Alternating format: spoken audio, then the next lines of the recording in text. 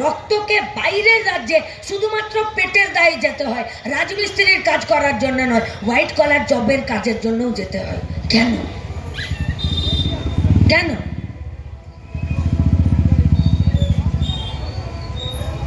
গোটা ভারতবর্ষের মধ্যে, শুধুমাত্র গোটা দুনিয়ার মধ্যে ভারতবর্ষে যা উড়ো এবং ফেক খবর আর গুজব রটছে, তাতে গোটা দুনিয়া আমাদের দিকে তাকিয়ে হাসছে। নিজেদের পিঠ চাপড়ে যে বিজেপি দল বলছে আমরা বিশ্বগুরু হয়ে গেছি, তারা 80 কোটি জনগণকে 5 কেজি চাল নেবার জন্য রেশন দোকানের বাইরে দাঁড়াতে বাধ্য করছে।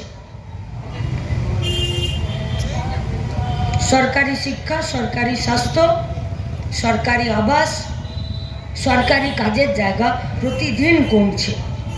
কি করে বলি বলুন তো, ভালো আছি।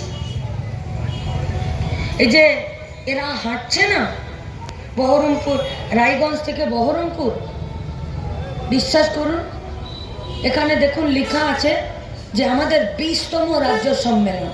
এর আগে আমরা 19টা রাজ্য সম্মেলন করে এসেছি। কোনোদিন ডিওয়াইএফআইকে পশ্চিমবঙ্গের ভেতরে সম্প্রীতির জন্য পা হাঁটতে হয়নি।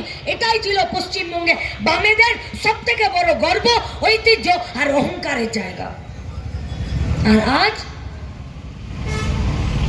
পশ্চিমবঙ্গের মাটিতে প্রতিদিন, সেটা আসানসোল হোক, সেটা উত্তর দিনাজপুর হোক, সেটা বেলডাঙ্গা হোক, সেটা জাফরাবাদ হোক, হিন্দু মুসলমানের দাঙ্গার খবরের জন্য টিভির পর্দাতে প্রতিদিন কানের মধ্যে খবর ঢোকাচ্ছে।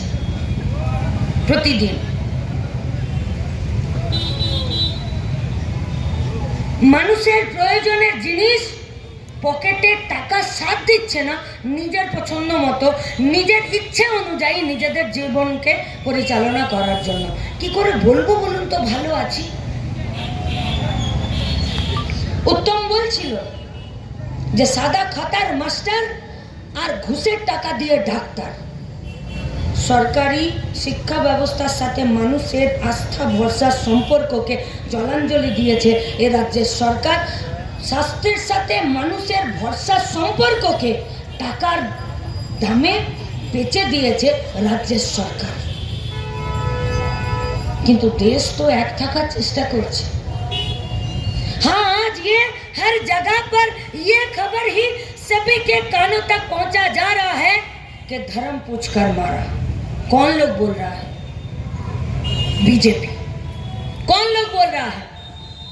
भारतवर्ष में, पूरा विश्व भर में जिस देश में सबसे ज्यादा फेक न्यूज बाजार में छोड़ा जाता है, फेक अकाउंट के जरिए, वो लोग बोलते हैं कि धर्म पूछकर मारा। लेकिन जब भारत का सेना प्रेस मीट करते हैं, विवेक मिश्री के एक तरफ सोफिया कुरैशी बैठती है और एक तरफ वेमिका सिंह बैठती है, तब वो लोग बोलते हैं যে সেখানে 26 জনের মধ্যে 25 জন ভারতীয় মরেছে, তারা কখনো হিন্দু মুসলমানের নামে মানুষকে ভাগ করছে না। তাহলে সেনা যখন ভাগ করছে না, তুমি কোন হরিদাস পাল হে যে মানুষকে ধর্মের নামে তাদের যারা মরেছে তাদের আইডেন্টিফিকেশন করছো?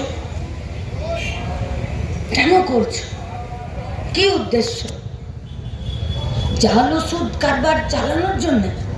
কিসের জন্য? ভারতবর্ষের সম্পদ মনিটাইজেশন পাইপলাইনের জন্য? গোটা দেশের সম্পদ বেচে দেবার কারণে? কেন? গোটা ভারতবর্ষের সরকারি শিক্ষা, স্বাস্থ্য এবং খাদ্যের দপ্তরগুলোকে মানুষের কাছ থেকে দূরে সরিয়ে দিয়ে বেসরকারিকরণ করে দেবার জন্য? কিসের জন্য? গোটা ভারতবর্ষের যে সংবিধান ছিল, যে সংবিধানে আমরা নিজেদেরকে ধর্মনিরপেক্ষ বলে ঘোষণা করেছিলাম, সেই সংবিধানে আজকে শুধুমাত্র একটি নির্দিষ্ট ধর্মের একটি রাষ্ট্র তৈরি করার জন্যে। ভারতবর্ষ যখন স্বাধীন হয়েছিল তখন ভারতবর্ষের সংবিধান প্রণেতারা আর ভারতবর্ষের মানুষ বলেছিল 600টা প্রদেশকে নিয়ে আমরা ভারতীয়রা একসাথে থাকব।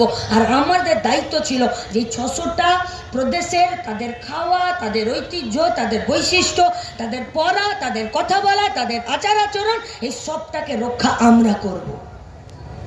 संविधान के जरिए कुर्सी पर तो आते हैं ये लोग, लेकिन कुर्सी पर आते ही संविधान को सबसे पहले दुर्बल करार जन्य এবং দেশটাকে সংবিধানের বাইরে পরিচালনা করার জন্য যারা চেষ্টা চালাচ্ছে, তাদের কিন্তু বেকারদের কাজের জন্য কোনো কথা নেই।